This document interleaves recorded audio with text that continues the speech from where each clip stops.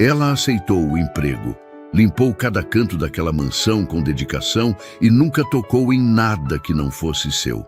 Mas quando uma joia sumiu, o dedo foi apontado para ela, sem prova, sem chance de defesa, sem nada. O que ninguém sabia é que por trás daquela empregada quieta existia um segredo tão grande que ia sacudir a vida de todo mundo naquela casa. Rafaela tinha o hábito de chegar antes de todo mundo. Não porque alguém mandasse, mas porque era assim que ela foi criada, com o senso de que o trabalho começa antes do relógio marcar e termina quando está feito de verdade. Ela entrava pela porta dos fundos da mansão enquanto a cidade ainda dormia, pendurava a bolsa no mesmo gancho de sempre, amarrava o avental e começava. Sem barulho, sem pressa exagerada, sem precisar que ninguém notasse. A mansão dos Castelo Branco era daquele tipo de casa que parece ter sido construída para impressionar antes de acolher. Tetos altos, lustres que custavam mais que um apartamento, jardim impecável que uma equipe inteira cuidava 3 vezes por semana. Márcia, Castelo Branco, gostava que tudo estivesse no lugar certo, na hora certa, do jeito certo. E quando algo fugia desse controle, o peso disso sempre caía em cima de quem estava mais perto. Naquela manhã, Rafaela estava mais perto. Ela tinha acabado de terminar a cozinha e estava passando um pano no corredor principal quando ouviu os passos de Márcia descendo as escadas. Eram passos rápidos, duros, diferentes dos de todo dia. Rafaela ergueu os olhos e viu a expressão no rosto da patroa. E soube antes mesmo de qualquer palavra que alguma coisa estava muito errada. Márcia foi direto ao ponto, sem bom dia, sem nem olhar nos olhos de Rafaela primeiro. Passou por ela como se ela fosse parte do corredor e foi até o centro da sala, onde parou e gritou o suficiente para acordar quem ainda estava dormindo no andar de cima. Quero todo mundo aqui. Agora! Foram chegando um a um. Sônia, que trabalhava na mansão há mais de 12 anos. Jorge, o motorista. Patrícia, a auxiliar de cozinha. E Rafaela, que ficou parada perto da parede segurando o pano úmido na mão, sem entender ainda o que estava acontecendo. Márcia ficou no meio da sala, como alguém que já tinha julgado e condenado antes de abrir a boca. Meu colar sumiu. O colar de safira que fica na minha penteadeira. Ninguém entra naquele quarto além de mim e de quem faz a limpeza. Ela fez uma pausa e deixou o silêncio trabalhar. Então alguém aqui sabe onde ele está. Sônia trocou um olhar rápido com Patrícia. Jorge olhou para o chão. Rafaela ficou quieta porque não tinha nada a esconder e achou que o silêncio de quem é inocente fala por si. Achou errado. Márcia virou o rosto na direção dela com uma precisão que parecia ensaiada e apontou. Não com dúvida, não com hesitação, com a certeza de quem já decidiu a resposta antes de fazer a pergunta. Foi você. Rafaela sentiu o ar sair do peito de uma vez. Senhora, eu não... Não me interrompa. A voz de Márcia cortou o ambiente como uma faca. Você foi a última a limpar meu quarto. Ontem à tarde. Eu estava lá quando você entrou e saí em seguida. Quando voltei à noite, o colar não estava mais. Eu não toquei em nenhuma joia, senhora. Eu nunca toquei. Então você não se importa que eu veja sua bolsa. Não era pergunta, era ordem. Rafaela sentiu as pernas ficarem pesadas, não de culpa, de humilhação, porque ela sabia o que aquilo significava. Sabia que abrir a bolsa ali, na frente de todo mundo, não era uma busca por verdade. Era uma demonstração de poder. Era Márcia dizendo sem palavras que podia fazer aquilo e que ninguém ia impedir. Ela foi até a bolsa, abriu, estendeu para Márcia ver. Márcia mandou Patrícia revistar. Patrícia o fez com as mãos tremendo de constrangimento, sem olhar no rosto de Rafaela. Tirou tudo. A carteira fina, o celular com a tela trincada, um batom, um pacote de bolacha pela metade, o caderninho onde Rafaela anotava as contas do mês. O colar não estava. Rafaela esperou. Esperou que aquilo fosse suficiente para Márcia recuar, pedir desculpa ou ao menos deixar o assunto morrer. Deve ter escondido em outro lugar. Márcia falou baixo, mas todo mundo ouviu. Ou já se desfez dele. Senhora, a voz de Rafaela saiu firme, mais firme do que ela esperava que conseguisse. Eu nunca roubei nada na minha vida, nunca. E a senhora não tem nenhuma prova do que está dizendo. Tenho certeza. E na minha casa, minha certeza é suficiente. Sônia olhou para o chão. Jorge saiu devagar pela porta lateral, como se pudesse desaparecer. Patrícia ficou com os olhos marejados, mas não disse nada. O que veio depois foi rápido e devastador. Márcia informou que Rafaela estava demitida, sem aviso prévio, sem acerto, sem carta de referência, que deveria pegar seus pertences e sair antes que ela chamasse alguém para acompanhar a saída, que não queria mais ver aquele rosto na sua casa. Rafaela dobrou o avental devagar. Colocou cada coisa de volta na bolsa com cuidado, como se aquele gesto fosse a única coisa que ainda estava sob o seu controle. Não chorou, não gritou, não implorou. Caminhou até a porta da mansão com a cabeça erguida. E foi só quando a mão tocou a maçaneta que uma voz dentro dela disse que aquilo não estava certo, que ela não merecia aquilo, que a vida inteira ela tinha feito tudo certo e mesmo assim estava saindo pela porta como se fosse culpada de algo que não fez. Ela abriu a porta. O sol da manhã bateu no rosto dela do lado de fora e ela foi embora. Do lado de dentro, a porta se fechou com um clique seco.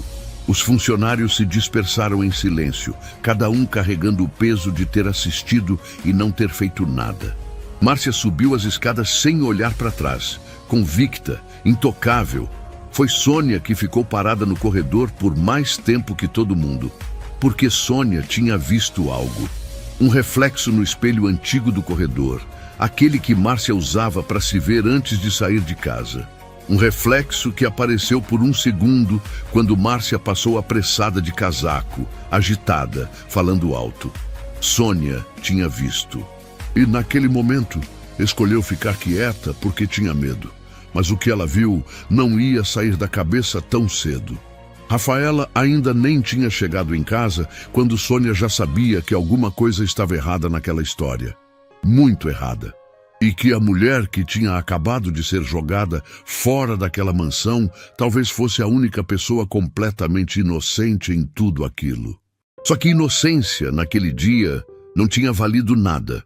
O quartinho onde Rafaela morava não tinha nada de especial.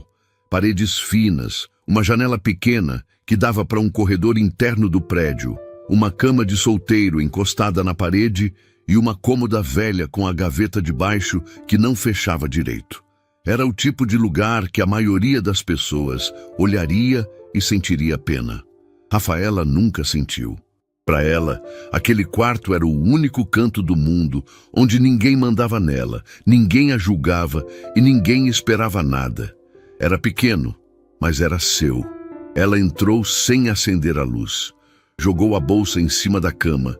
Ficou parada no meio do quarto por um tempo que ela mesma não soube medir.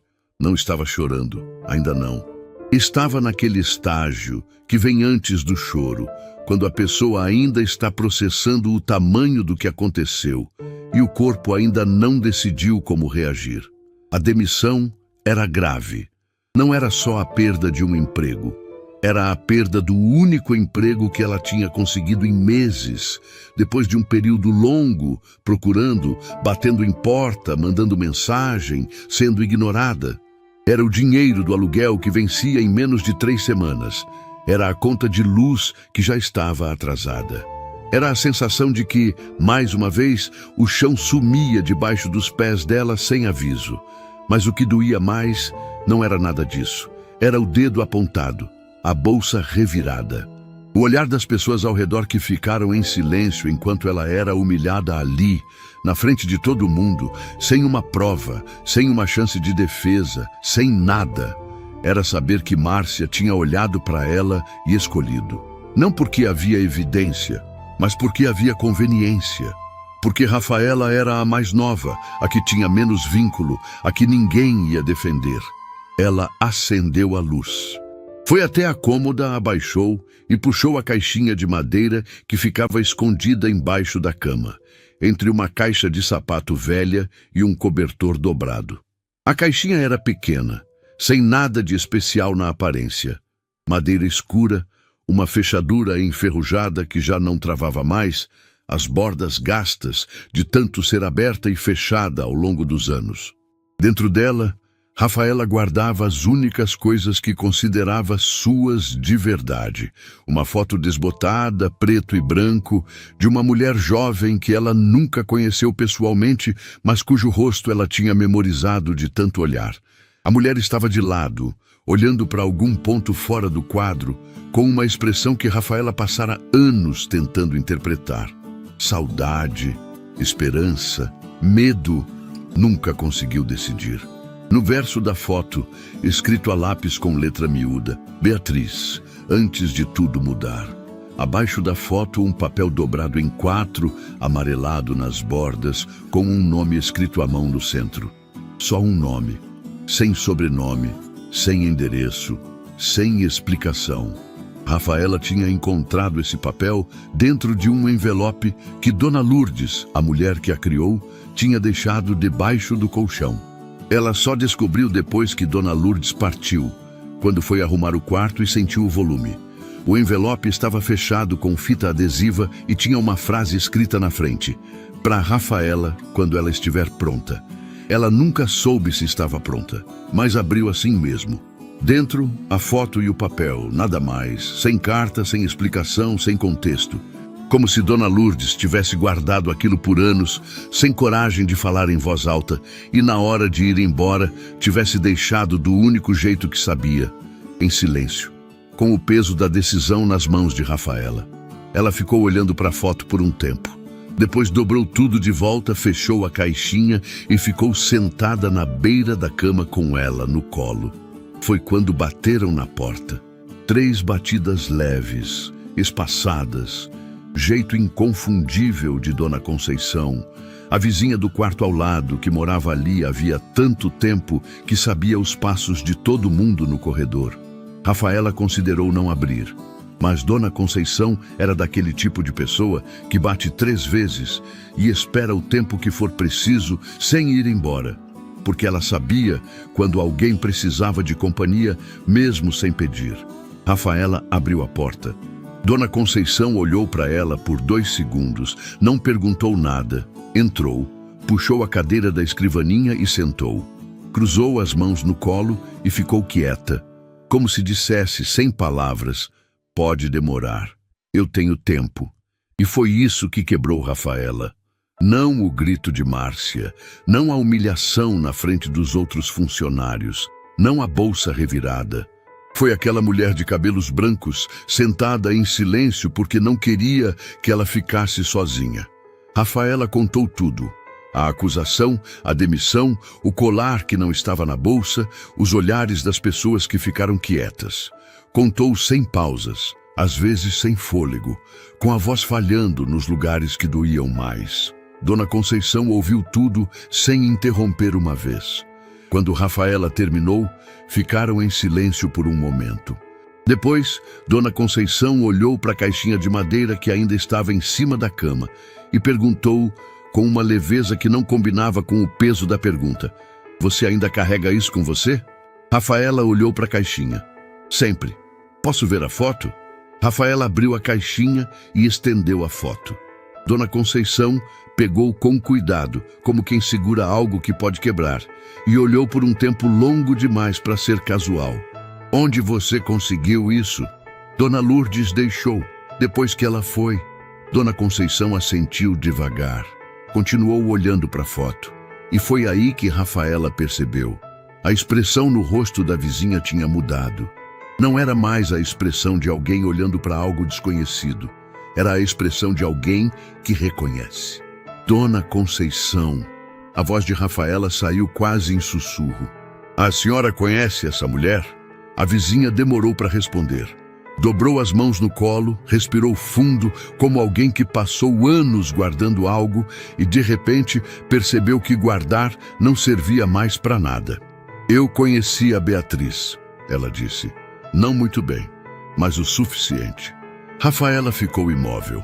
A gente se cruzou em algumas ocasiões, anos atrás, numa época em que eu ainda morava em outro bairro. Ela era uma mulher quieta, trabalhadora, daquelas que não reclamam mesmo quando tem todo o direito de reclamar. Dona Conceição pausou. Ela passou por uma situação muito difícil quando era mais jovem. Engravidou de um homem que não ficou. Um homem que tinha nome, tinha posição, tinha família esperando por ele e que escolheu tudo isso em vez de ficar. Rafaela sentiu a garganta fechar. A criança foi encaminhada para a adoção logo depois de nascer. Beatriz não queria, mas ela estava sozinha, sem dinheiro, sem apoio, sem escolha real. Ela assinou os papéis chorando. Foi o que me contaram. Dona Conceição olhou para Rafaela, mas ela nunca esqueceu. Passou anos tentando encontrar a filha, anos mesmo. Procurou por caminhos que não levaram a lugar nenhum. Gastou o pouco que tinha tentando reverter uma situação que o sistema não deixava reverter. Rafaela percebeu que estava com as mãos apertadas no próprio joelho. Ela nunca te encontrou? Rafaela perguntou, mesmo já sabendo a resposta. Não que eu saiba. Dona Conceição devolveu a foto com cuidado. Mas o que eu sei é que ela nunca parou de procurar. Até onde eu ouvi falar, ela nunca parou. O quarto ficou em silêncio. Lá fora, um carro passou devagar na rua e a luz do poste entrou pela janela pequena, formando um retângulo torto no chão. Rafaela olhou para a foto na mão. Para aquela mulher de lado, olhando para fora do quadro com uma expressão que ela passara a vida tentando entender. Agora, ela entendia. Era saudade. Era saudade de uma filha que ela nunca mais conseguiu abraçar. Por que a senhora nunca me contou isso antes? Rafaela perguntou. A voz não saiu com raiva. Saiu com uma dor calma que era quase pior. Dona Conceição ficou um tempo sem responder. Porque eu não tinha certeza e porque eu achei que talvez fosse melhor você não saber, que talvez te poupasse de uma dor desnecessária. Ela suspirou. Mas eu fui errada nisso. Desculpa, minha filha. Rafaela não disse que estava tudo bem, porque não estava. Mas tampou a caixinha devagar e ficou segurando ela com as duas mãos, como se aquilo fosse a coisa mais importante que ela tinha no mundo. Que era, de certa forma. Dona Conceição foi embora pouco depois, com um apertar de mão demorado na porta e um olhar que dizia mais do que qualquer frase conseguiria. Rafaela ficou sozinha de novo. Ficou deitada na cama com a caixinha no peito, olhando para o teto, tentando organizar um mundo interno que tinha sido virado de cabeça para baixo 2 vezes no mesmo dia. A acusação injusta de manhã, a história de Beatriz à noite, e no meio disso tudo, a sensação crescente de que a vida dela tinha muito mais camadas do que ela sempre imaginou. Foi quando o celular vibrou em cima da cama. Número desconhecido. Ela deixou tocar. Tocar de novo. Na terceira vez, atendeu sem dizer nada, esperando. Boa noite. Voz masculina, calma, profissional. Estou falando com a Rafaela? Tô. Meu nome é Dr. Cláudio. Sou advogado. Uma pausa curta. Preciso muito falar com a senhora sobre um assunto urgente. Envolve uma herança em aberto e alguns documentos que têm o seu nome. Rafaela franziu o senho. Deve ser engano. Não é engano, senhora. Eu tenho documentos aqui que comprovam não tenho família com herança nenhuma. Ela já estava tirando o telefone do ouvido para desligar. Rafaela, a voz do homem ficou mais firme, não com rispidez, mas com urgência. Antes de a senhora desligar, eu preciso mencionar um nome, só um nome. Se a senhora não reconhecer, pode desligar e eu não ligo mais. Ela pausou. Colocou o telefone de volta no ouvido. Beatriz. O celular quase escorregou da mão dela. O nome completo consta nos documentos. Dr. Cláudio continuou, a voz agora mais suave. Mas eu acredito que a senhora já conhece esse nome. E se eu estiver certo, a senhora precisa muito ouvir o que eu tenho para dizer. Rafaela ficou parada no escuro do quartinho, com a caixinha de madeira no colo e o coração batendo num ritmo que ela nunca tinha sentido antes. Não de medo, de algo que ela havia muito tempo tinha desistido de sentir. Márcia subiu as escadas da mansão com o colar de safira no pescoço e a convicção de quem acabou de resolver um problema. Para ela, estava encerrado. A empregada tinha saído, a casa estava em ordem e a vida podia continuar exatamente como era antes. Esse era o jeito que Márcia funcionava. Ela tomava uma decisão, executava e seguia em frente sem olhar para trás. Não porque fosse insensível, mas porque tinha passado décadas construindo uma versão de si mesma que não admitia erro. Admitir erro era fraqueza. E fraqueza para Márcia era a coisa mais perigosa que existia. Ronaldo estava no escritório quando ela entrou. Ele estava sentado atrás da mesa com um livro aberto na frente, mas os olhos não estavam na página. Estavam em algum lugar que Márcia não conseguia ver, naquele espaço vago que ele ocupava às vezes, quando achava que ninguém estava prestando atenção. Ela conhecia aquele olhar. Era o olhar de um homem carregando algo que não cabia dentro dele. Ela não perguntou o que era, nunca perguntava. Resolvi o problema da empregada, ela disse, entrando e jogando as chaves em cima da mesa com naturalidade. Dispensei ela hoje de manhã. Ronaldo ergueu os olhos do livro devagar. Que empregada? Rafaela, a que eu contratei há 3 meses. Márcia sentou na poltrona do canto e cruzou as pernas. O colar da minha mãe sumiu. Ela era a última que tinha entrado no quarto. Não tinha outra explicação. Ronaldo ficou imóvel por um segundo que durou tempo demais. Você encontrou o colar? Não ainda, mas não tenho dúvida de que foi ela. Márcia. A voz dele saiu diferente. Não era o tom de sempre. Aquele tom plano, controlado, de homem acostumado a não se envolver em assuntos da casa. Era um tom que tinha peso. Você demitiu uma pessoa sem encontrar o que ela supostamente levou? Márcia franziu o senho. Eu sei o que eu vi. Você viu ela pegar o colar? Eu vi que o colar sumiu depois que ela limpou o quarto. Isso não é a mesma coisa. O silêncio que caiu entre eles era diferente dos silêncios normais do casal. Era um silêncio com textura, com atrito. Márcia olhou para o marido com aquela atenção afiada que ela reservava para as situações em que algo não fechava. Por que você está tão interessado nisso? Não estou interessado, estou questionando. Você nunca questiona nada que eu faço com a casa. Talvez eu devesse ter questionado mais. Ele fechou o livro e se levantou. Como era ela? Essa Rafaela. Márcia estudou o rosto do marido. Por quê? Curiosidade. Ronaldo. A voz dela ficou mais baixa, mais firme. O que está acontecendo com você? Ele não respondeu. Pegou o livro, disse que estava cansado e que ia dormir mais cedo e saiu do escritório antes que ela pudesse fazer mais alguma pergunta.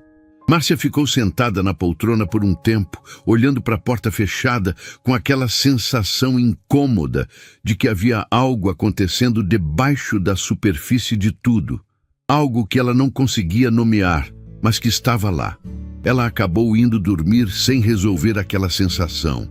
Ronaldo não foi dormir. Ele ficou na sala de estar do andar de baixo até ouvir a respiração de Márcia ficar pesada lá em cima. Esperou mais um tempo por precaução. Depois foi até o escritório, fechou a porta com cuidado e foi direto para a gaveta do canto da mesa. A única gaveta que tinha chave. A única que Márcia nunca tinha tocado, porque ele tinha pedido uma única vez, anos atrás, que ela respeitasse aquele espaço. E Márcia, que não respeitava muita coisa, tinha respeitado aquilo. Talvez porque, no fundo, ela soubesse que havia coisas que eram melhores não saber. A chave ficava num bolso escondido da carteira. Ele abriu a gaveta. Dentro tinha poucos itens, mas cada um deles pesava toneladas. Um envelope amarelado, fechado com fita adesiva, que já estava ressecada e soltando pelas bordas. Uma foto pequena, 3x4, de um bebê recém-nascido enrolado num cobertor azul desbotado. E uma carta dobrada em 3, escrita à mão com a letra dele, uma letra mais jovem, menos controlada, de um homem que ainda não tinha aprendido a esconder tudo o que sentia. Ronaldo pegou a foto primeiro. A criança na foto tinha poucos dias de vida. Olhos fechados, punhos cerrados, aquela expressão de bebê que parece simultaneamente perdida e em paz. Ele tinha tirado essa foto no corredor do hospital, antes de assinar qualquer papel, antes de tomar qualquer decisão definitiva. Tinha tirado porque alguma parte dele sabia que precisava guardar aquele rosto, que ia precisar dele depois, nos momentos em que a culpa chegasse sem avisar no meio da madrugada. A culpa sempre chegava. Ele abriu a carta. Não precisava ler. Sabia cada palavra de cor. Mas leu assim mesmo, como uma forma de punição que ele se aplicava quando achava que estava esquecendo o tamanho do que tinha feito. A carta era endereçada para Beatriz. Ele nunca tinha enviado. Tinha escrito numa noite parecida com aquela, sozinho, com a casa em silêncio, com o peso de uma escolha que ainda estava fresca. Escreveu tudo que não tinha tido coragem de dizer pessoalmente, que era covarde, que a pressão da família tinha sido maior do que ele, que o pai tinha ameaçado cortar qualquer apoio financeiro se ele ficasse com uma mulher que, nas palavras do velho, não tinha nome nem berço para dar ao filho. Que ele tinha deixado Beatriz porque tinha medo. Medo de perder tudo o que conhecia, tudo que tinha sido construído para ele antes mesmo de ele nascer. E que isso não justificava nada. Que ele sabia disso então e sabia disso agora. No final da carta ele tinha escrito o nome que eles tinham escolhido juntos, numa tarde em que ainda achavam que tudo ia dar certo. Quando a gravidez ainda era uma notícia que os dois encaravam de mãos dadas, antes do pai de Ronaldo descobrir, antes dos ultimatos, antes de tudo, desmoronar. Rafaela. Ronaldo dobrou a carta devagar e ficou com ela na mão, olhando para o nada. 29 anos. A menina da foto tinha 29 anos. E tinha entrado pela porta da sua própria casa 3 meses atrás para trabalhar como empregada doméstica, sem saber quem ele era, sem saber nada. E ele tinha ficado ali, dia após dia, olhando para ela sem coragem de abrir a boca. Tinha percebido algo familiar nela desde o primeiro dia.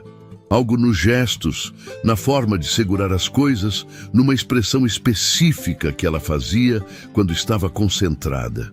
Tinha dito para si mesmo que era coincidência, que estava vendo o que queria ver, que Beatriz tinha sumido da sua vida décadas atrás e que a criança poderia estar em qualquer lugar do mundo. Mas sabia, no fundo, num lugar que ele nunca tinha deixado ninguém acessar, ele sabia, e tinha ficado em silêncio.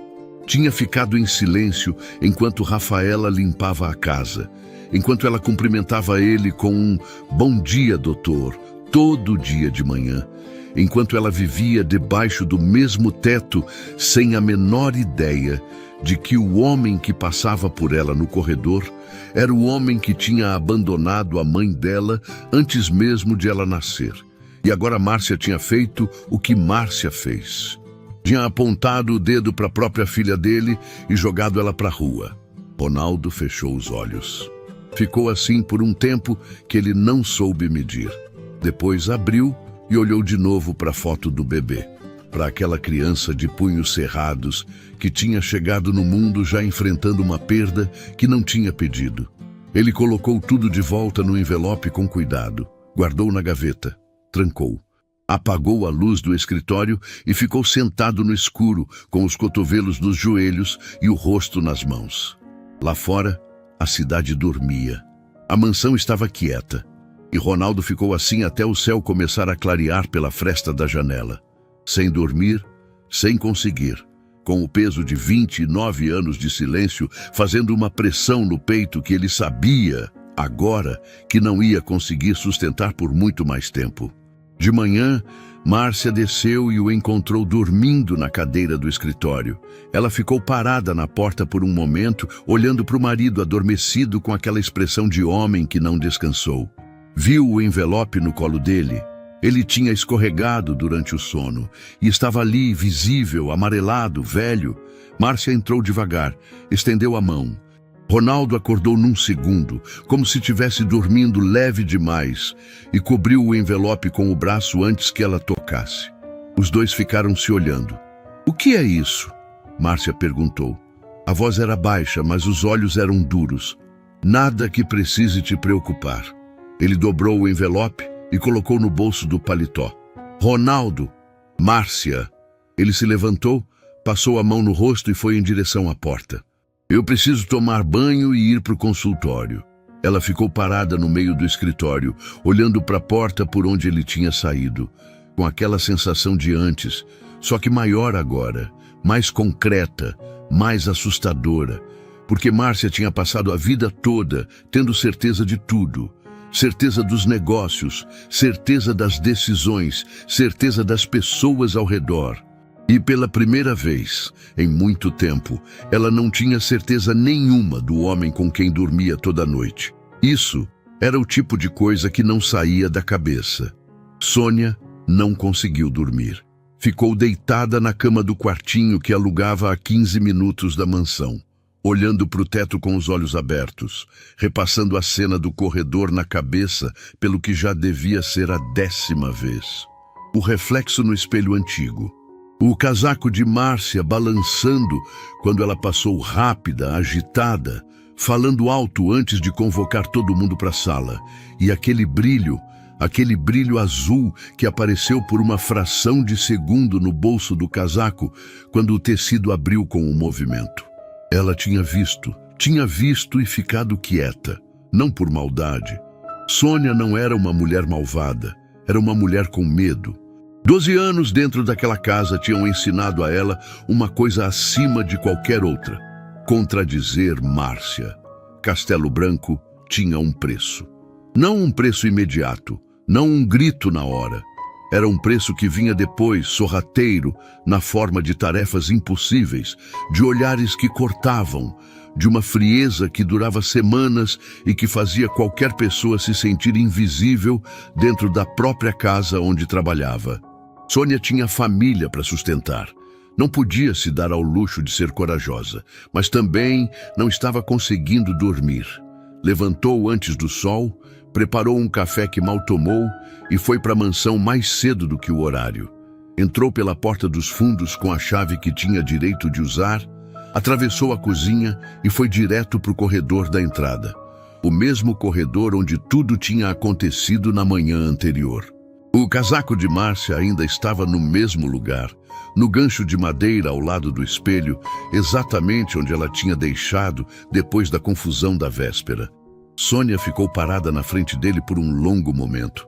Respirou fundo e colocou a mão no bolso. Os dedos tocaram o metal frio antes mesmo de ela enfiar a mão inteira. Ela puxou devagar, como se parte dela ainda esperasse que não fosse nada, que fosse engano, que o brilho que tinha visto fosse um reflexo qualquer de luz passando pela janela. Não era. O colar de safira estava ali, enrolado em si mesmo, a pedra azul no centro refletindo a luz fraca do corredor, intacto, sem nenhum arranhão. Exatamente como Márcia tinha descrito. A joia da mãe dela sem preço no mundo, insubstituível. Dentro do próprio bolso do casaco de Márcia. Sônia ficou com o colar na mão aberta e sentiu o chão oscilar debaixo dos pés. Não de surpresa, ela já suspeitava. Mas suspeitar e ter a prova na palma da mão são duas coisas completamente diferentes. Uma é dúvida, a outra é peso. E o peso daquilo era enorme. Márcia tinha perdido o colar no próprio casaco. Tinha saído apressada, jogado o casaco no gancho sem checar o bolso, e quando foi para a penteadeira e não encontrou a joia onde sempre deixava, não pensou um segundo. Foi direto para a conclusão que já estava formada na cabeça dela antes mesmo de qualquer evidência. E Rafaela tinha pago por isso. Rafaela tinha sido humilhada na frente de todo mundo, tinha tido a bolsa revirada, tinha sido demitida sem acerto, tinha saído pela porta daquela mansão carregando uma acusação que não era dela, tudo por causa de um colar que estava no bolso do casaco de quem a acusou. Sônia fechou os dedos em volta do colar e então fez algo que nunca tinha feito dentro daquela casa em 12 anos de trabalho. Pegou o celular do bolso do avental e fotografou. Fotografou o colar ainda dentro do bolso do casaco antes de tirar, antes de qualquer coisa mudar. Fotografou de 2 ângulos diferentes, com a luz do corredor batendo direto, clara o suficiente para não deixar dúvida sobre o que era e onde estava. Não foi um gesto planejado. Foi instinto. O instinto de alguém que passou a vida toda vendo a verdade ser dobrada por quem tinha mais poder. E que dessa vez decidiu, sem nem raciocinar direito, que aquilo não ia ficar sem registro. Depois tirou o colar do bolso, segurou na mão e subiu as escadas. Márcia estava no quarto sentada na penteadeira, passando creme no rosto com aquela rotina matinal que nunca mudava. Quando viu Sônia aparecer na porta, olhou pelo espelho sem virar o corpo. O que foi? Sônia entrou. Estendeu a mão com o colar. Encontrei, senhora. Márcia virou o corpo devagar. Olhou para o colar. Depois olhou para Sônia. Onde estava? No bolso do seu casaco, o da entrada. O silêncio que se instalou no quarto era diferente de qualquer silêncio que Sônia tinha vivido naquela casa.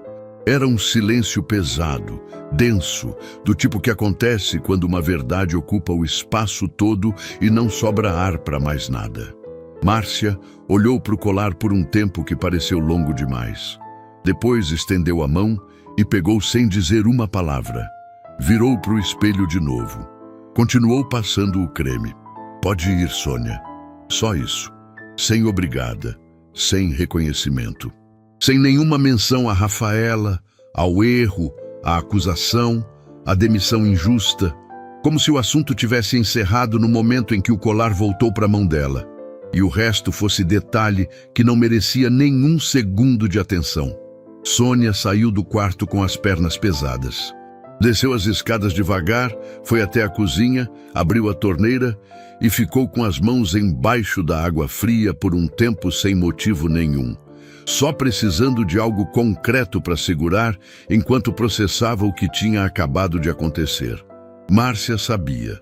Naquele momento, Márcia sabia que tinha errado.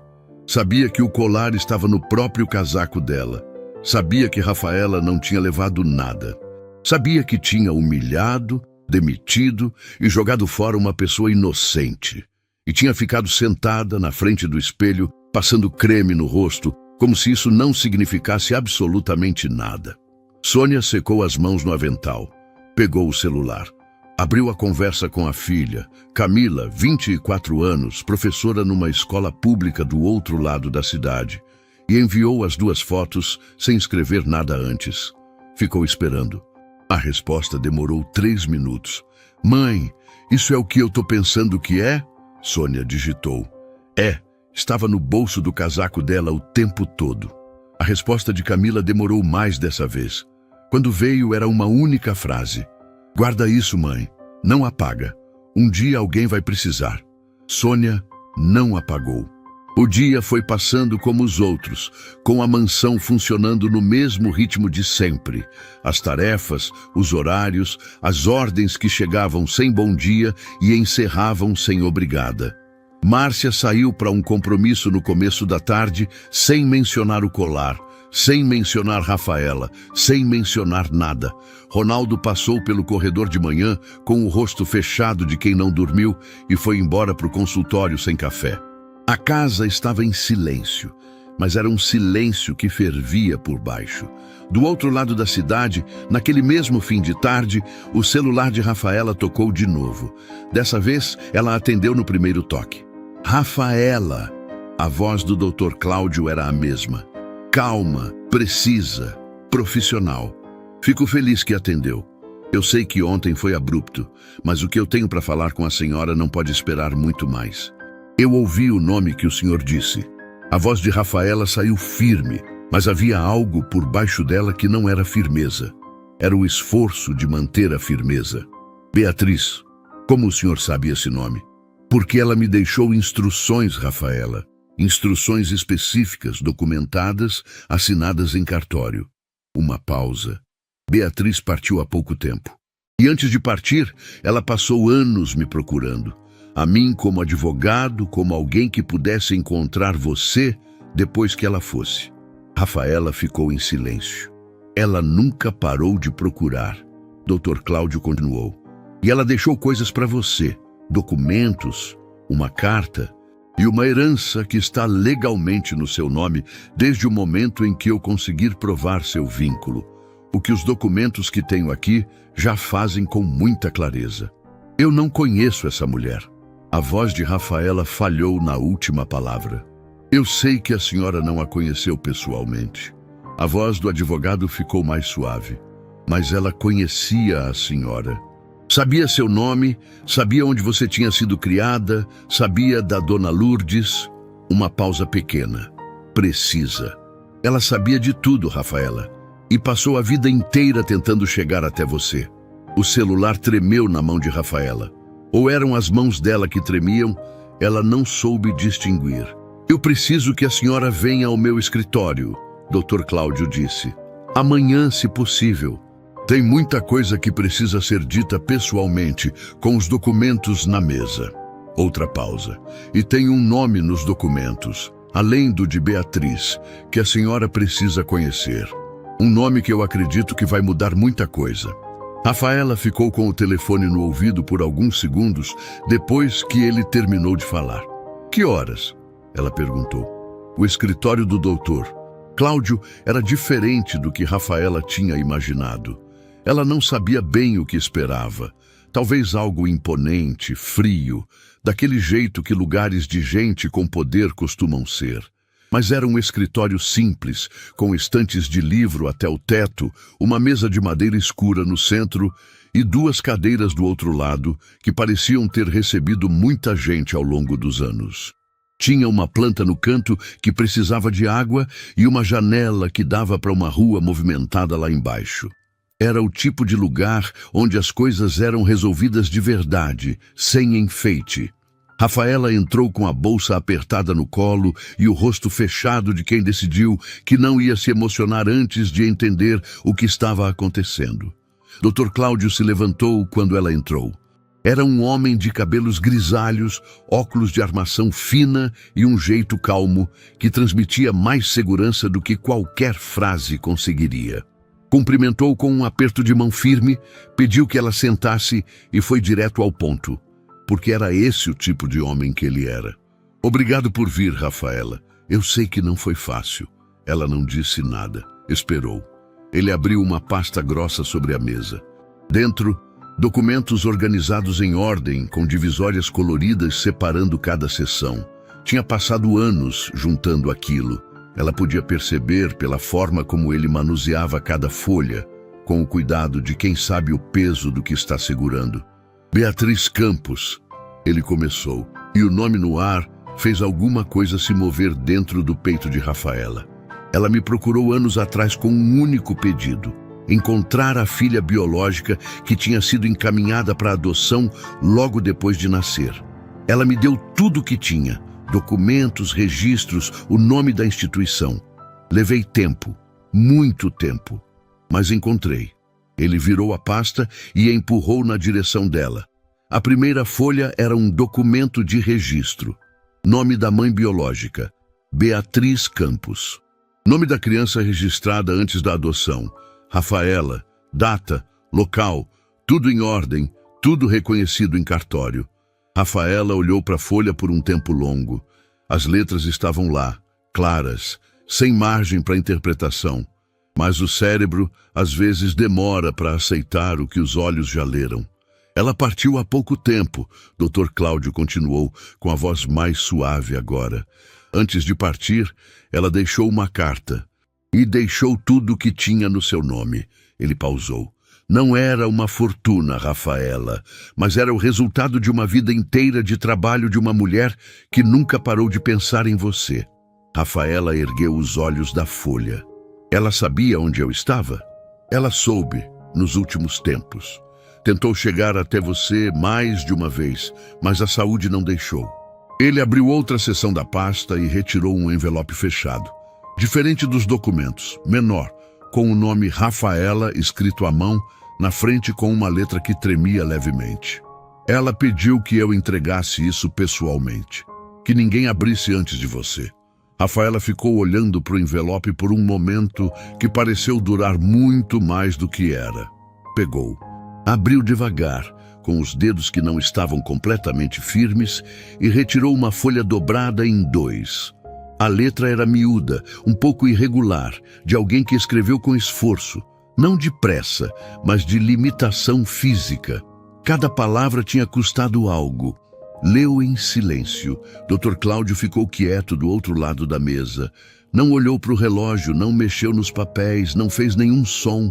Só esperou com a paciência de quem entendeu. Faz tempo que certos momentos não podem ser apressados. Rafaela leu a carta inteira. Depois dobrou, colocou de volta no envelope e ficou com ele nas mãos por um tempo. Não chorou na hora. O choro às vezes demora. Fica represado num lugar fundo, enquanto a pessoa ainda está tentando entender o tamanho do que está sentindo. O que saiu foi uma respiração longa, funda, do tipo que o corpo solta quando finalmente para de se segurar. Ela me amava, Rafaela disse. Não era pergunta. A vida inteira, Dr. Cláudio respondeu. Simples, sem enfeite. Ficaram em silêncio por um momento. Depois, ele respirou fundo e falou com aquele tom de quem sabe que o que vem a seguir vai mudar o rumo de tudo. Rafaela, há mais uma coisa, a mais importante. Ele abriu a última seção da pasta, a que ficava no fundo, separada das outras. Os documentos originais de registro, os que Beatriz guardou desde o início, trazem também o nome do pai biológico. Ela nunca escondeu, nunca negou. Registrou tudo com o nome completo dele, mesmo sabendo que ele não ia assumir. Rafaela ficou imóvel. Eu preciso te mostrar esse nome, ele disse. E preciso que você esteja preparada. Pode mostrar. Ele virou a folha. Rafaela leu. E o chão sumiu. Não de um jeito dramático, não com grito ou lágrima imediata. De um jeito silencioso e total. Como quando a pessoa entende algo tão grande que o corpo inteiro precisa de um segundo para se reorganizar. Ela leu o nome uma vez, leu de novo, e uma terceira vez, como se a repetição fosse mudar o que estava escrito. Não mudou. Dr. Ronaldo Castelo Branco. O marido de Márcia. O homem que ela cumprimentava todas as manhãs com um "bom dia, doutor", enquanto passava pelo corredor. O homem que ficava no escritório enquanto a mulher dele apontava o dedo para ela na frente de todo mundo. O pai que ela nunca teve estava casado com a mulher que tinha destruído seu emprego, revirado sua bolsa e jogado ela para a rua sem uma prova. Rafaela sentiu as mãos ficarem frias. Depois sentiu o estômago virar. Levantou rápido, pediu licença com a voz que saiu mais baixa do que ela esperava e foi até o banheiro pequeno no corredor do escritório. Ficou com as mãos na pia, olhando para o espelho, respirando devagar, contando as respirações como Dona Lourdes tinha ensinado quando ela era criança e o mundo parecia grande demais. Ficou assim por alguns minutos. Quando voltou, doutor. Cláudio tinha colocado um copo de água na mesa do lado dela. Não disse nada, só esperou. Rafaela sentou, tomou um gole, colocou o copo na mesa com uma calma que custou mais do que qualquer coisa que ela tinha feito naquele dia. Ele sabe que eu existo? Ela perguntou. Dr. Cláudio hesitou um segundo, o único segundo de hesitação em toda a conversa. Ele nos procurou, disse por fim. Há alguns dias, antes mesmo de eu conseguir falar com a senhora. Uma pausa. Ele sabe, Rafaela, e ele quer falar com você. Rafaela ficou olhando para o copo de água na mesa. Pensou em Beatriz escrevendo aquela carta com letra trêmula. Pensou em Dona Lourdes guardando o envelope embaixo do colchão, sem coragem de falar. Pensou em Dona Conceição, segurando a foto com o jeito de quem reconhece. Pensou no "bom dia, doutor", que ela tinha dito tantas vezes, sem saber o peso daquelas palavras. E pensou em Márcia, no dedo apontado, no "pode ir, Sônia", na bolsa revirada. Levantou os olhos para Dr. Cláudio. Marca o encontro, ela disse. O café que Dr. Cláudio tinha indicado era simples, daquele jeito que lugares honestos costumam ser. Mesinhas pequenas, cadeiras de madeira, cheiro de pão assado misturado com café passado na hora. Ficava longe da mansão, longe do consultório de Ronaldo, longe de qualquer lugar que os dois frequentassem. Neutro, sem história, um lugar onde ninguém os conhecia. Rafaela chegou primeiro. Pediu um café que não ia conseguir tomar e ficou com as mãos em volta da xícara quente, olhando para a porta. Tinha dormido mal. Não de ansiedade exatamente, era outra coisa, mais funda, aquela sensação de véspera de algo que você sabe que vai mudar tudo e não tem como preparar. Ronaldo entrou 6 minutos depois. Ela reconheceu antes mesmo de ele atravessar a porta inteira. O jeito de andar, os ombros levemente curvados de quem carrega peso há tempo demais. Ele estava diferente do homem que ela via na mansão. Sem paletó, sem a postura clínica de médico que tinha compromisso em 40 minutos. Era só um homem que parecia mais velho do que era. Ele a viu, parou por um segundo na entrada, como se precisasse de um momento para confirmar que era real. Depois foi até a mesa e sentou na cadeira do outro lado sem falar nada ainda. Os dois ficaram em silêncio. Era um silêncio diferente de qualquer outro que Rafaela tinha vivido. Não era constrangedor, não era hostil. Era o tipo de silêncio que acontece quando duas pessoas têm tanto a dizer que nenhuma sabe por onde começar. E as duas sabem disso e ficam ali, esperando que o ar entre elas resolva por conta própria. Foi Ronaldo quem abriu a boca primeiro. Ele parou, recomeçou. Eu não sei qual palavra serve para começar isso. Rafaela ficou olhando para ele. Então não começa por uma palavra, ela disse. Começa pelo começo. Ele assentiu devagar. Colocou as mãos sobre a mesa, mãos de médico grandes que já tinham salvado muita gente e que agora estavam tremendo levemente sobre a toalha de plástico xadrez de um café simples. Eu conheci sua mãe quando eu tinha 23 anos, ele começou. A voz saiu baixa, mas firme. A voz de alguém que ensaiou e ao mesmo tempo jogou fora o ensaio. Ela era diferente de tudo que eu tinha conhecido até então. Não pelo jeito de se vestir, não pelo lugar onde morava, era diferente por dentro. Tinha uma clareza nas coisas que eu nunca vi em mais ninguém. Rafaela não disse nada. Deixou ele falar. A gente ficou juntos por quase um ano. Eu sabia que minha família não ia aceitar. Sabia desde o começo e fui assim mesmo, porque achei que quando chegasse a hora, eu ia ter coragem suficiente para enfrentar. Ele pausou. Não tive. O garçom passou perto, viu as expressões das duas pessoas na mesa e seguiu em frente sem perguntar nada. Quando seu avô descobriu, meu pai, ele não gritou, não fez cena. Era um homem que não precisava gritar para machucar. Ele me chamou no escritório dele, fechou a porta e me deu 2 caminhos. Ronaldo olhou para a mesa. Ou eu terminava ou eu perdia tudo. A herança, o financiamento da faculdade que ainda não tinha terminado, o sobrenome dentro da medicina que ele tinha construído por décadas. Uma pausa longa. Eu tinha 23 anos e achei que essas coisas valiam mais do que valiam. Rafaela sentiu algo se mover dentro do peito. Não era perdão, era reconhecimento. O reconhecimento de uma dor que ela nunca tinha conseguido nomear. Que era a dor de quem foi deixado não por falta de amor, mas por excesso de covardia. Ela estava grávida quando você foi embora? Rafaela perguntou.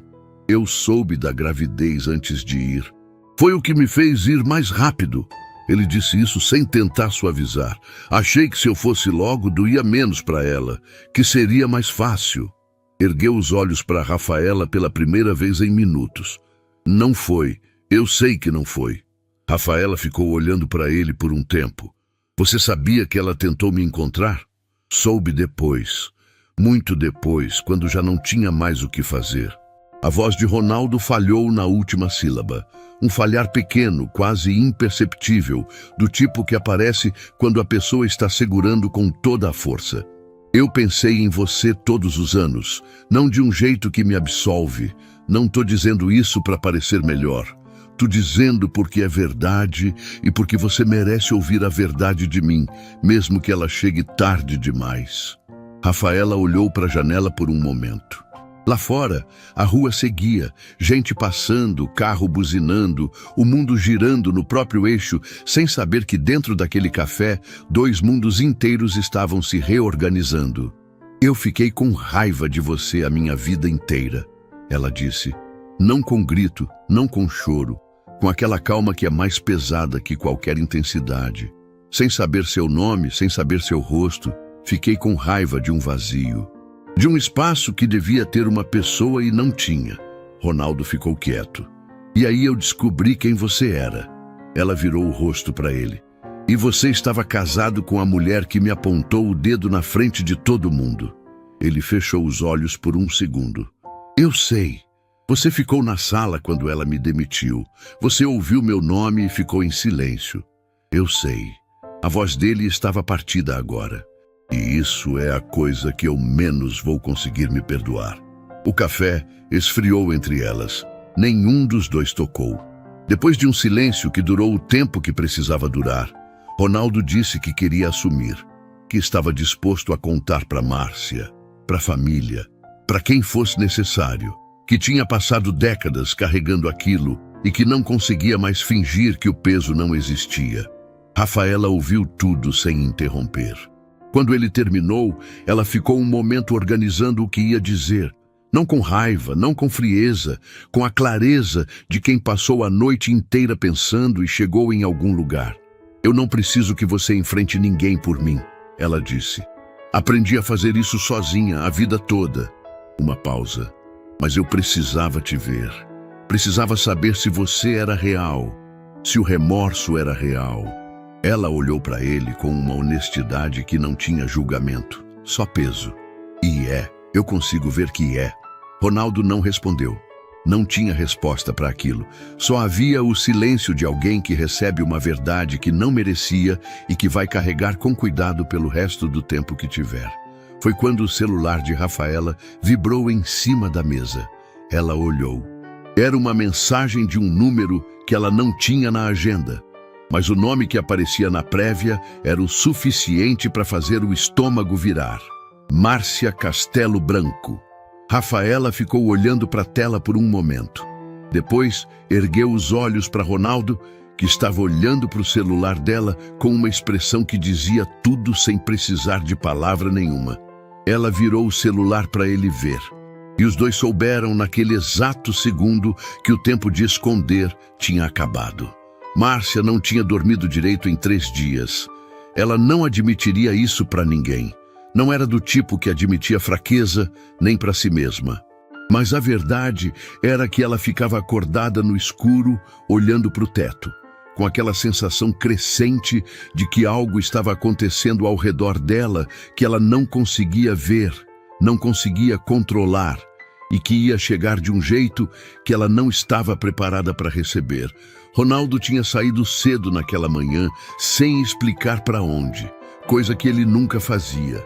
Em décadas de casamento, ele sempre dizia o horário, o consultório, o compromisso. Era um homem de rotina, de previsibilidade. Era exatamente isso que Márcia tinha valorizado nele desde o começo. A certeza, a estabilidade, a sensação de que com Ronaldo, pelo menos, nada ia sair do lugar. Mas o envelope amarelado continuava na cabeça dela. Ela desceu para o escritório depois que ele foi embora, abriu a gaveta que sempre esteve trancada, e dessa vez a chave estava lá, esquecida, como se ele tivesse saído rápido demais para lembrar de levar. Ela ficou olhando para a chave por um tempo. Depois, fechou a gaveta sem abrir, não porque não queria saber, mas porque alguma parte dela já sabia. E abrir seria tornar real o que ainda dava para fingir que não era. Foi quando o celular tocou. Dr. Cláudio. O nome apareceu na tela com um número que ela não tinha na agenda, mas que ele tinha deixado na secretária do consultório de Ronaldo semanas atrás, com um recado que ela só tinha visto agora, revirando os papéis da mesa do marido. O recado dizia apenas: assunto de interesse familiar. Urgente. Ela atendeu. A conversa foi curta.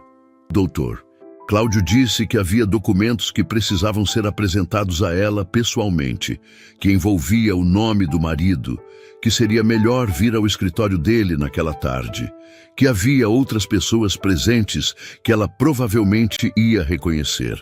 Márcia desligou, ficou parada no meio do escritório por um longo momento. E foi. Ela chegou ao escritório do doutor, Cláudio com o casaco fechado e a postura de sempre. Aquela postura que ela tinha construído ao longo de décadas, como se fosse armadura, como se a rigidez do corpo pudesse proteger o que estava por dentro. Empurrou a porta, entrou e parou. Rafaela estava sentada do lado esquerdo da mesa. Ronaldo estava sentado ao lado dela. Os dois olharam para Márcia ao mesmo tempo, e foi nesse olhar simultâneo, nessa sincronia involuntária entre as duas pessoas que ela menos esperava ver juntas, que o chão sumiu debaixo dos pés dela pela primeira vez na vida. Ela não caiu. Márcia nunca caía, mas segurou a alça da bolsa com uma força que deixou a mão branca e ficou parada na entrada por um segundo que pareceu muito mais longo do que era. Doutor, Cláudio se levantou. Senhora Márcia, obrigado por vir. Por favor, sente-se. Ela sentou, devagar, sem tirar os olhos de Ronaldo. Ele não desviou o olhar, não tentou sorrir, não tentou minimizar, não fez nenhum dos gestos que ela estava acostumada a ver quando ele queria desviar de alguma conversa difícil. Ficou olhando para ela com aquela expressão de homem que chegou no fim de uma fuga longa e que está, pela primeira vez, parado. Dr. Cláudio abriu a pasta sobre a mesa. Vou ser direto, porque acho que todas as pessoas nessa sala já sabem, em algum nível, o que está prestes a ser dito. Ele olhou para Márcia. Rafaela é filha biológica do seu marido, senhora. Os documentos aqui comprovam o vínculo com clareza total. Registros originais, confirmação de identidade, tudo reconhecido em cartório. Márcia não disse nada. Ficou olhando para o marido. Ronaldo não desviou, não negou. Apenas disse, com uma voz que saiu inteira mesmo sendo baixa. É verdade, Márcia. 2 palavras, o peso de 2 décadas dentro delas. Márcia virou o rosto para o outro lado. Não para Rafaela, não para a janela, para o nada, para o espaço vago entre uma coisa e outra, que é onde as pessoas olham quando estão tentando processar algo grande demais para ter direção. Ficou assim por um tempo que ninguém interrompeu. Então, o celular dela vibrou. Ela olhou por reflexo. Era uma mensagem de um número que ela não tinha na agenda com uma foto anexada. Ela abriu sem pensar, ainda no meio do choque de tudo que estava acontecendo. A foto mostrava um casaco pendurado num gancho, o bolso aberto, e dentro do bolso, o colar de safira. O colar da mãe dela, a peça que ela tinha jurado que Rafaela tinha levado, brilhando sob a luz fraca do corredor da sua própria mansão. Embaixo da foto, uma mensagem curta de um número que ela não conhecia, mas que identificava a autora. Camila, filha da Sônia. Achei que a senhora precisava ver isso. Márcia ficou com o celular na mão. A foto do colar no próprio bolso do casaco dela.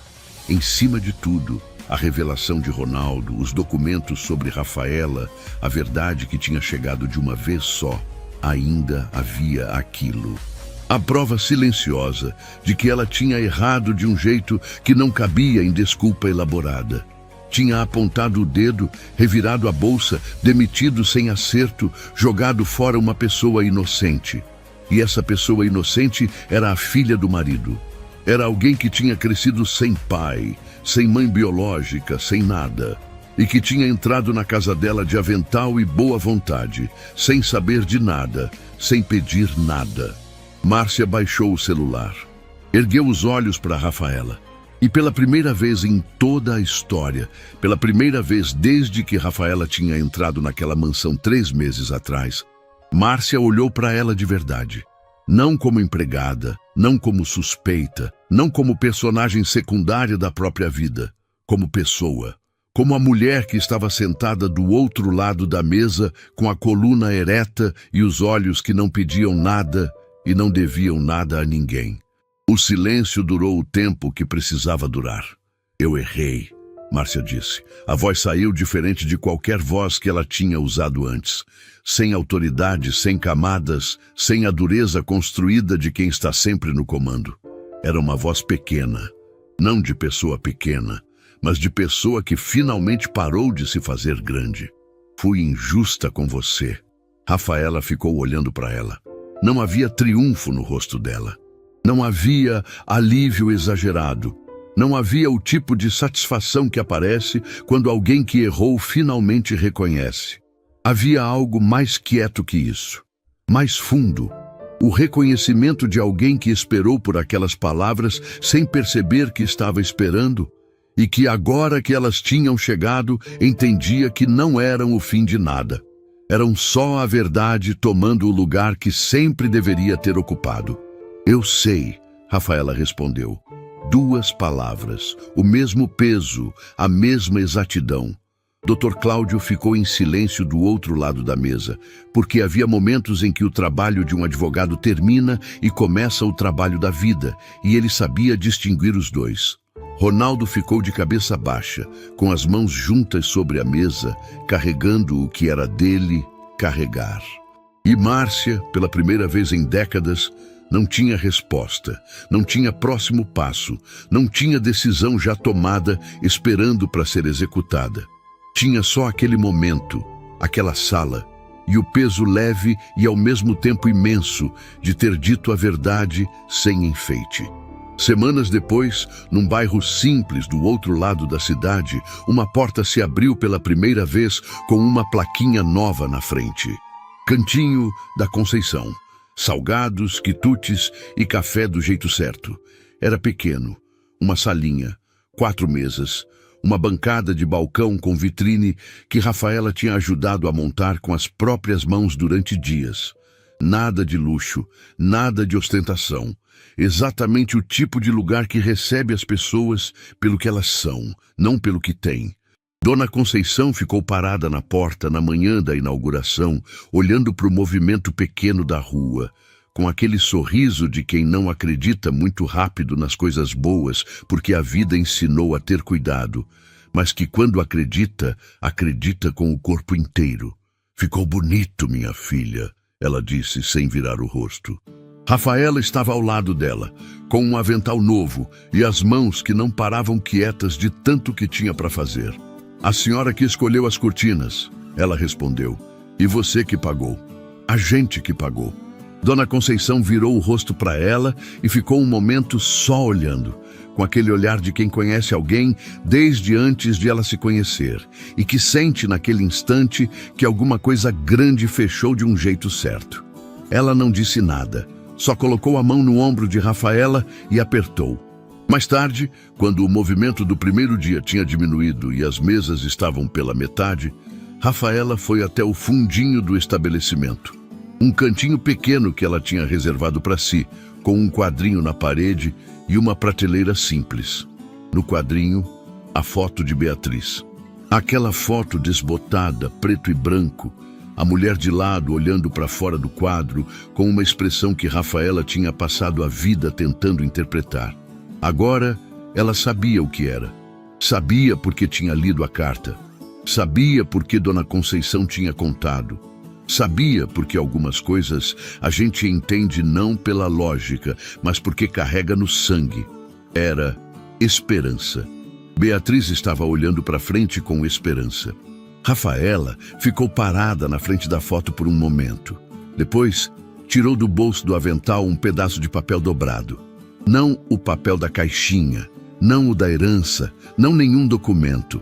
Era um papel simples, onde ela tinha escrito com a própria letra, dias antes, uma coisa que precisava colocar para fora.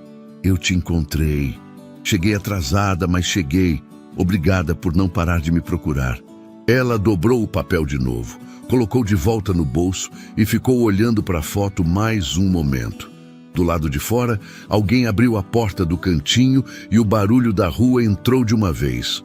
Gente passando, vida seguindo, o mundo girando do jeito que sempre girou, indiferente e bonito ao mesmo tempo. Rafaela respirou fundo e sorriu. Não o sorriso de quem teve tudo. O sorriso de quem perdeu muito passou por mais ainda e chegou num lugar que não estava no mapa, mas que, agora que estava de pé nele, sentia que era exatamente onde ela precisava estar. Ela não precisou de ninguém para descobrir quem era. A vida fez isso por ela, do jeito mais difícil, no tempo mais longo, com as pessoas mais improváveis. Mas fez.